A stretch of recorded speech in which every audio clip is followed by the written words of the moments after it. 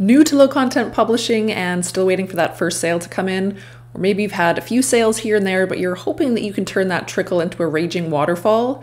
Today, I'm going to take you through all the possible reasons why your low content books aren't selling and what you can do about it so that you can finally start seeing those sales start to roll in. My name is rachelharrisonsund, and I help people to create and sell journals, planners, notebooks, and more on the Kindle Direct publishing platform.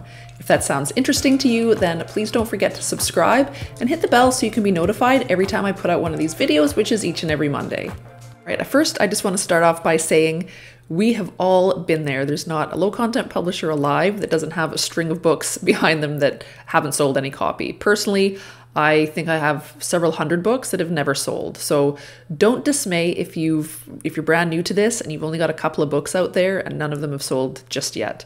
It's completely normal. But if you've got several books out and you haven't even made a single sale, probably something is going wrong with one part of the process. Now, there are quite a few different stages to low content publishing, and I want you to take a really systematic approach here to figuring out why your books aren't selling. So you're going to want to start at the beginning, go down the entire line of different parts of this process and attack it all separately. You don't want to make a whole bunch of changes in multiple areas to multiple books at the same time. If you do that and you do experience some improvements in your sales, you're not really going to know which part of the process was the one that helped start generating those sales. So take a systematic approach.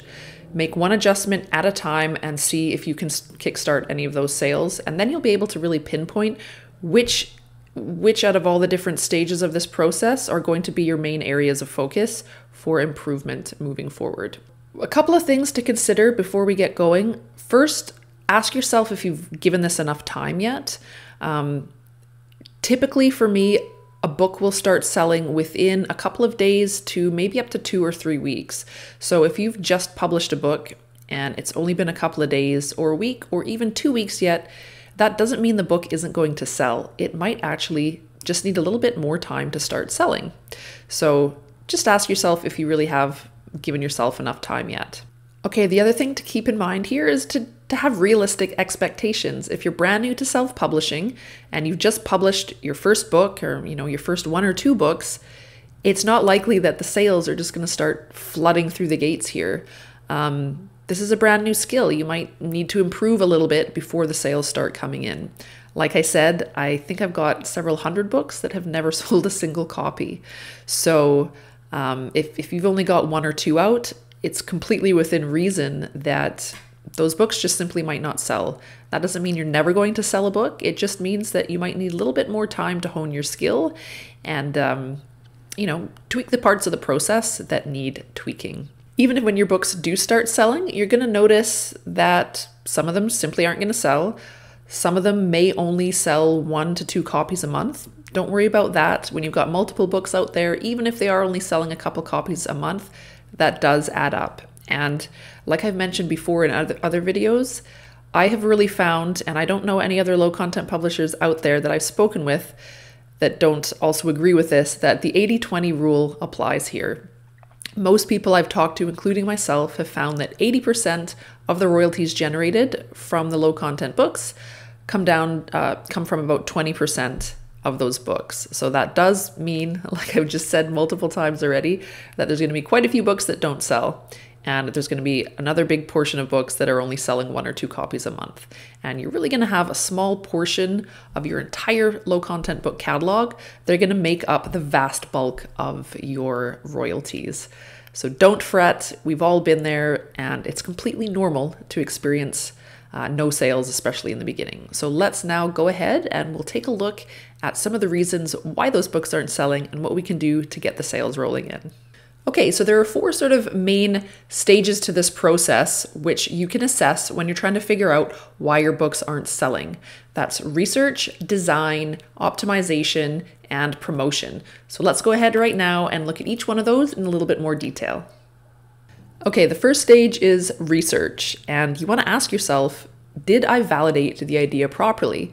And if you don't know anything about idea validation, then please check out this video right here where I go into detail about how to actually validate a niche and a book idea using Amazon. But the gist of it here is you want to find out first, is there a viable market for your book?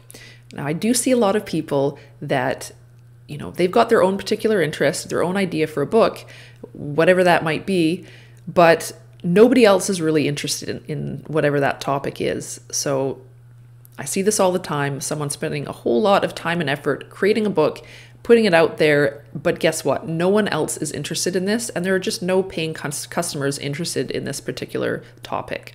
So that's number one. The second thing is it too competitive? There's a lot of competition out there, and some niches are a lot more competitive than others. If you choose one of the more competitive niches, and you'll know this because there are, most books on the first page are really high quality, they're selling really, really well, but they also, most of them have 20 plus 5-star reviews. That is super, super competitive. So obviously you're going to have a lot less chance to start making sales if you're going into a competitive market like that. So those are the couple of things that you want to pay attention to there.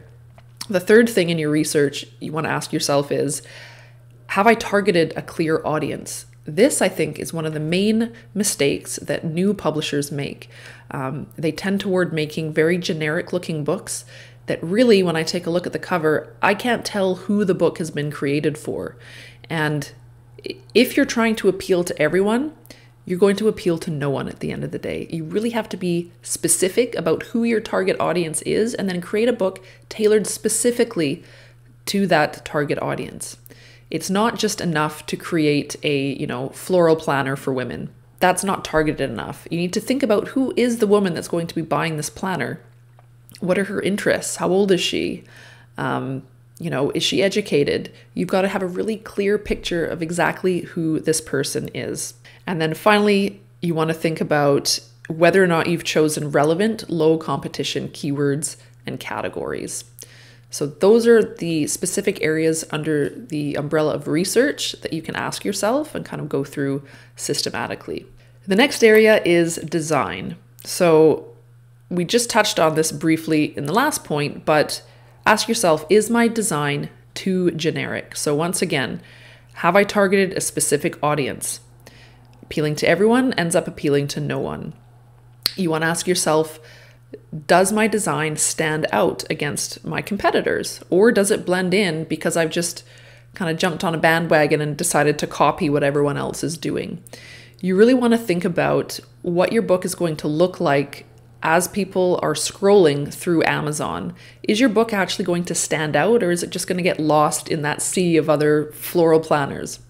So you really want to make sure that your cover stands a chance at standing out amongst its competitors. Another question you want to ask yourself is your book formatted correctly? So things I see a lot are things like the type is too small or the book might be off center. So that's something you want to look at. You want to ask yourself, have I chosen high quality fonts and graphics? So for this, I always recommend Creative Fabrica.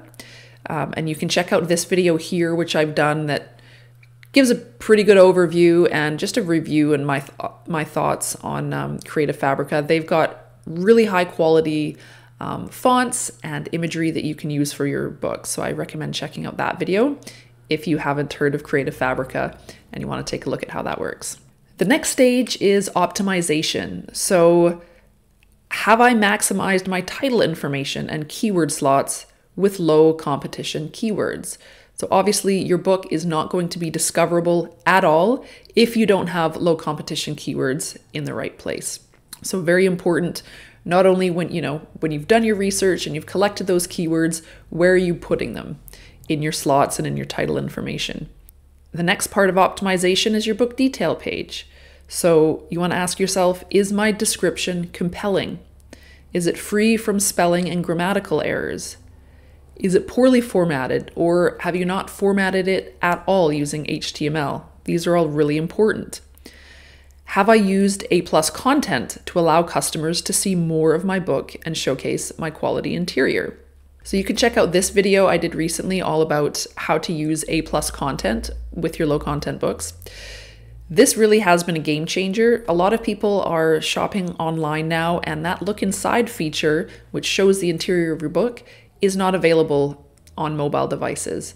So adding A+ content to your book listing allows customers to be able to see what's inside your low content book, which can be really important, and it can actually make or break a sale. If someone can look inside your book and see the value that you're offering and the quality of your interior, that can definitely tip the scales as to whether or not someone wants to buy your book or not. The other part of optimization: have I priced my book competitively? Is it too high? Is it too low? So you want to take a look at what other similar books in the market are charging. You don't have to necessarily charge the same, but you don't want to go $5 or $10 more expensive. Personally, I've had a lot of success charging $1 to $2 higher. This is just based on how I feel the quality of my books, what the quality of my books are in comparison to some of the other books out there. So I feel like someone who's a little bit more discerning, they're not going to mind spending that extra $1 or $2 to get something that's a little bit more high quality. So don't be afraid to do that. Undercutting the average price can actually work against you. That can actually look like your book is of a lower quality and less value. So don't think that you have to price your book lower than everybody else's. That can sometimes actually hurt you. Okay, the last part of the puzzle here is promotion. Now, if you've done your research correctly, your book should be discoverable, but of course, adding promotion never hurts. And this will, it will increase your sales to put some promotion efforts in there. So if you're using ads, you want to ask yourself, are your ads optimized and are they working for you? Do they need tweaking? Now, a quick note about ads here, as I always harp on about this, ads really should be the final step of the process. Ads are meant to amplify sales, not just create them out of thin air. And if you don't have any of the prior steps, or, if some of the prior steps that I've just talked about are not working for you, ads aren't going to help. Your books need to be discoverable. They need to be really high quality. All of that value needs to be there. Otherwise, the ads aren't going to work. You're just going to end up wasting money on ads. If you've gone through all of the previous steps and then you add ads, that's just going to create some amplification. Ads are basically like a megaphone, right? They're just going to amplify whatever you've got going on. All right, this next part is for people that aren't necessarily brand new, because it's going to take a little bit of time to get there, but ask yourself if you have created an email list for your paying customers. Once you've got an email list, you can start promoting your books to that list. You can start asking them for reviews on your books, and that's obviously going to be very helpful in generating further sales.